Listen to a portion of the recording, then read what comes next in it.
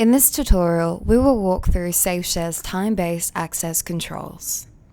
Time-based access controls allows you to set a time period in which the collaborator is permitted to access the data you are sharing. To set a time-based access control, click on the file you want to apply this to and select Share.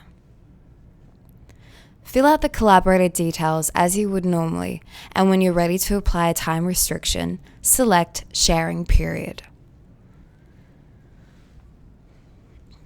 Here we'll choose the time frame for access we want to permit.